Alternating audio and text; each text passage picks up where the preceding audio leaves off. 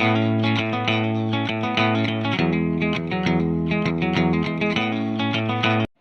everyone, this is the poem for class 10th new syllabus. The poem name is Animals, and written by Walt Whitman.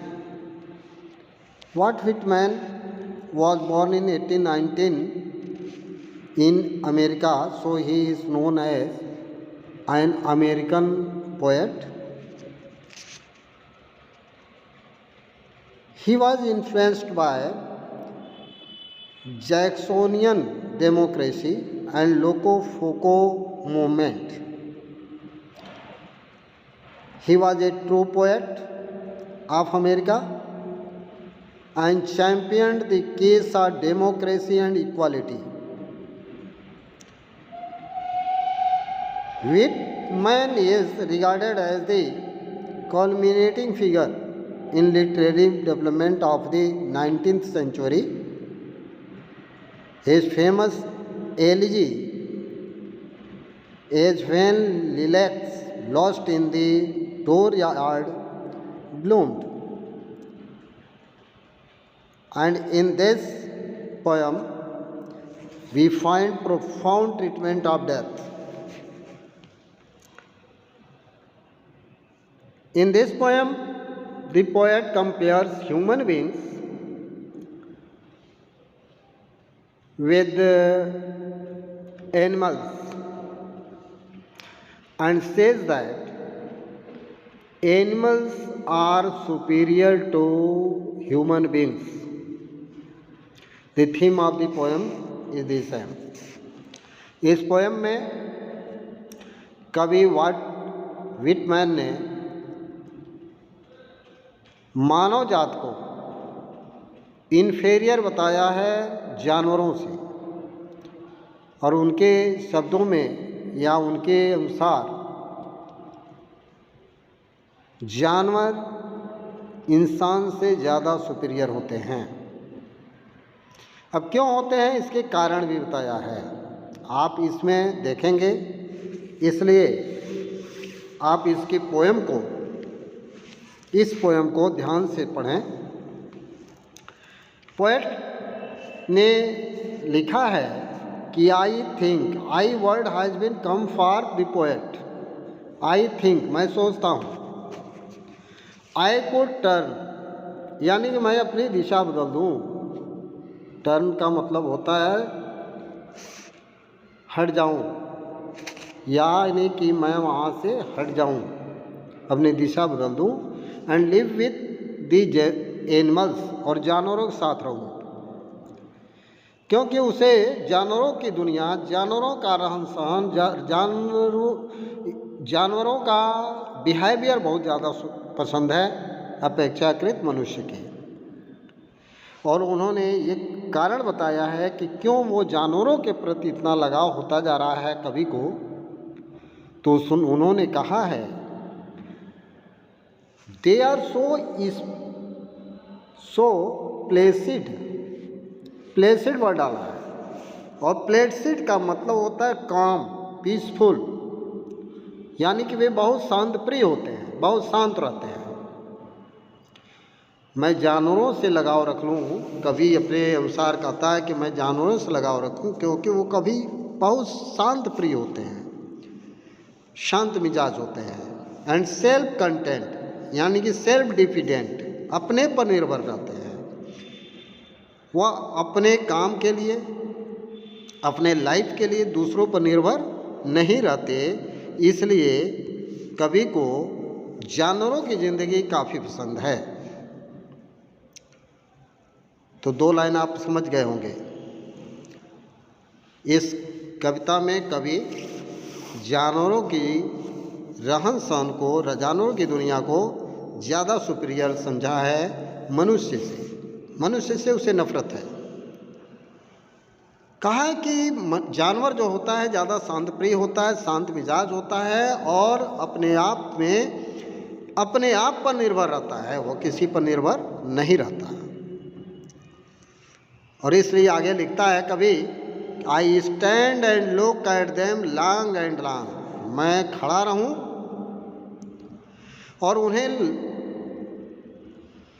तीर तक, बहुत देर तक, long and long, दो repetition word डाला है, यानी कि लंबे समय तक मैं उन्हें देखता रहूं।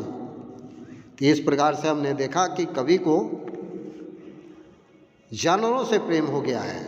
दूसरे पैराग्राफ में, दूसरे पेज पर आप देखेंगे, कवि लिखता है, they do not sweet and wine about their condition, they sweet not and sweet and wine, sweet and wine is a phrase, it means that complain, यानी कि वो कंप्लेन नहीं करते, वो कोई शिकवा शिकायत नहीं करते अपने कंडीशन के बारे, अपनी स्थिति के बारे में, कभी किसी से कोई शिकवा शिकायत नहीं करते। क्या आपने सुना है कोई आपके घर जानवर हो, गाय हो, भैंस हो, वो आपको आप गए हों घर पे तो शिकायत करता हो कि मुझे जाड़ा लग रहा है, मुझे भोजन नहीं मिला है, मैं पानी बिना तड़प रहा हूँ, ऐसा कोई शिकायत नहीं करता। इसलिए कवि को जानवर ज़्यादा पसंद है ह्यूमन बीइंग से। दूसरा कारण, ये कारण बता रहा है कि किस कारण से कवि को जानवरों से प्रेम है, या जानवर किस प्रकार से मनुष्य से ज़्यादा सुपीरियर है। तो पहला कारण, 6 कारण तय है इसमें। पहला, दे do not sweet and wine about their condition, यानी कि वे अपने स्थिति के बारे में कभी शिकवा शिकायत नहीं करते। दूसरा, दे do not lie awake in the dark and weep for their since, यानी अपने किए पर पछताते नहीं हैं। ये नहीं है कि मनुष्य की तरह वह रात के अंधेरे में जगे रहें, अंधेरे में जगें, रोएं, अपने काम के जो काम कर दिए हैं उस पर रोएं और रात भर जगे रहें। इसलिए जानवर ज़्यादा प्यारा है। तीसरा कारण दिया है, they do not make me sick discussing their duty to God, अर्थात दे मीन्स वे, यानी कि जानवर, do not make me sick, मुझे बीमार नहीं डालते, मुझे उबाते नहीं हैं।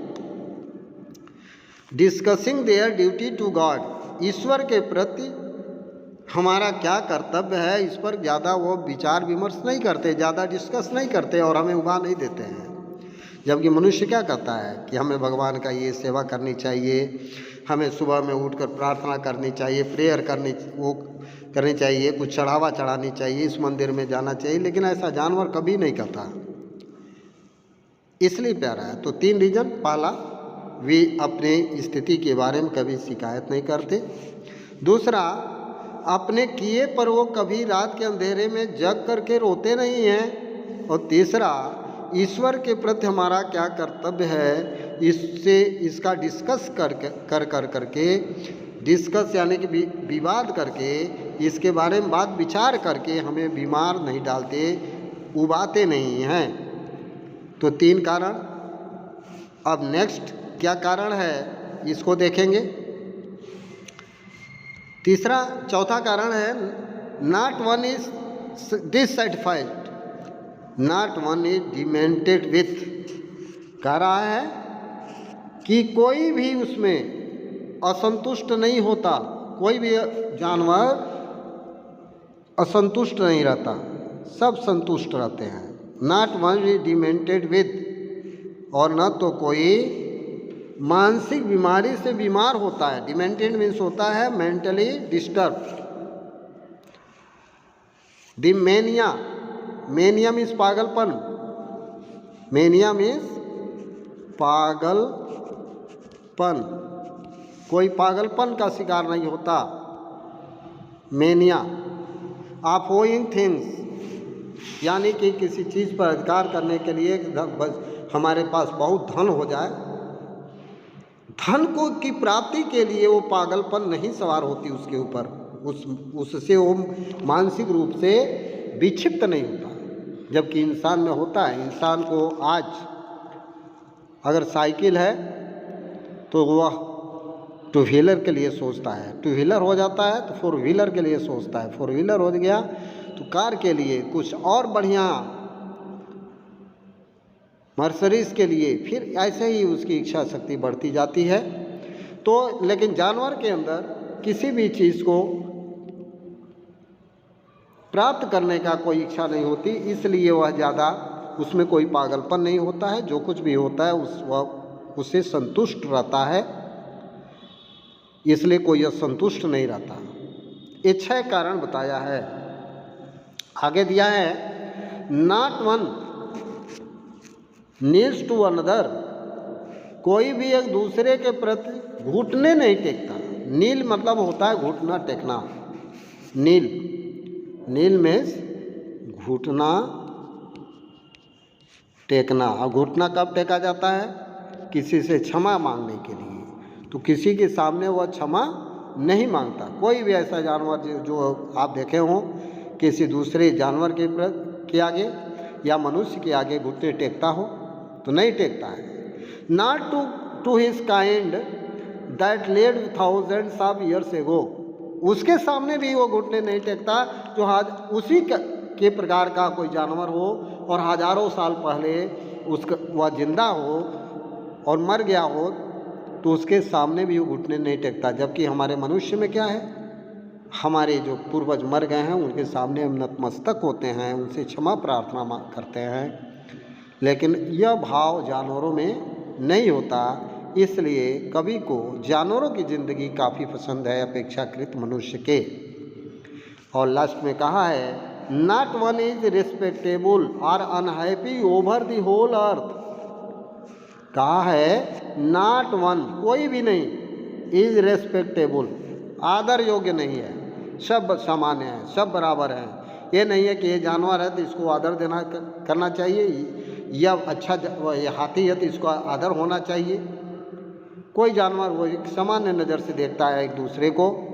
अनहैप्पी न तो नाखुश होता है, दुखी होता है। ओवर दी होल, और पूरी पृथ्वी पर कोई भी जानवर दुखी नहीं होता। और लास्ट में कवि कहा है कि सो इस प्रकार they show their relation to me, वे अपने रिश्ते को हमारे साथ दर्शाते हैं। एंड आई एक्सेप्ट देम, और मैं उसे स्वीकार करता हूँ, अंगीकार करता हूँ।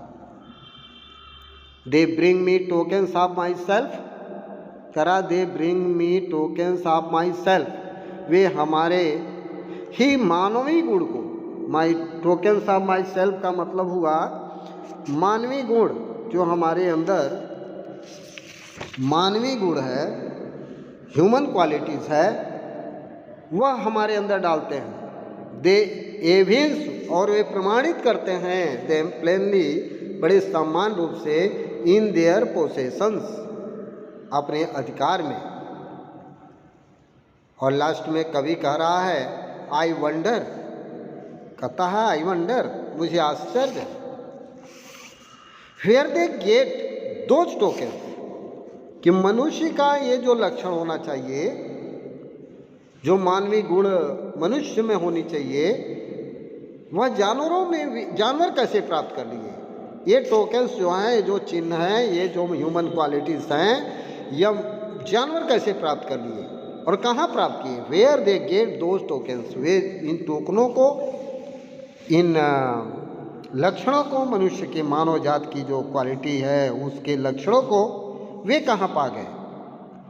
और लास्ट में दिया है एक क्वेश्चन, अपने आप से किया है कभी, डिड आई पास, कि कहीं ऐसा ना हो कि मैं गुजरा हूँ मतलब मनुष्य गुजरा हो, कहीं ऐसा ना हो कि मनुष्य गुजरा हो, दैट वे, उस रास्ते, ह्यूज टाइम से, वो बहुत पहले, बहुत समय पहले, एंड नेग्लिजेंटली ड्रॉप देम, और नेग्लिजेंटली, और नेग्लेक्टली मीन्स होता है केयरलेसली, और लापरवाही से वह इस क्वालिटी को वहीं पर ड्रॉप कर दिया हो, गिरा दिया हो, और ये जानवर पा गए हो। कहीं ऐसा तो नहीं है। इस प्रकार से आपने देखा ये पूरा पोएम एनिमल्स में। पुनः मैं इसको रिपीट कर देता हूँ, ध्यान से समझ लेंगे। हिंदी में रिपीट करता हूँ। कवि जो है जानवरों की ज़िंदगी को इंसान की ज़िंदगी से ज़्यादा सुपीरियर बताया है और कहा है I think I could turn and live with animals, कि मैं अपनी ज़िंदगी को बदल दूं, अपने राह बदल दूं, अपने तरीका बदल दूं, जानवरों के साथ रहूं, क्योंकि वे ज़्यादा शांत प्रिय होते हैं और अपने आप पर डिपेंड होते हैं। आगे लिखता है कवि कि मैं खड़ा रहूं और उन्हें लंबे समय तक देखूं। फिर बोलता है कभी वो शिकवा शिकायत नहीं करते, स्वीट एंड वाइन, वे कभी शिकवा शिकायत नहीं करते अपने कंडीशन पर, अपनी स्थिति के बारे में। वे कभी अपने किए पर, यानी कोई पाप अगर कर दिए गए, सीन मिस होता है पाप, कोई पाप कर दिए हैं, कोई गलती कर दिए हैं, तो उस पर ये नहीं कि रात भर जगे रहें और रोएं, ऐसा नहीं करते। They do not make me sick discussing their duty to God, वे न तो कभी ईश्वर के प्रति बात कर करके हमें उबाते नहीं हैं, हमें बीमार नहीं डालते।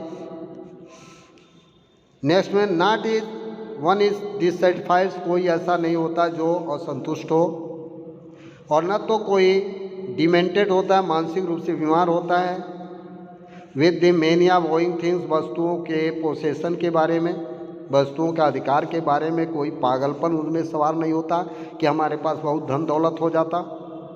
Not one nears to another, न तो कोई किसी के सामने घुटने टेकता है, प्रार्थना करता है, क्षमा प्रार्थी बनता है।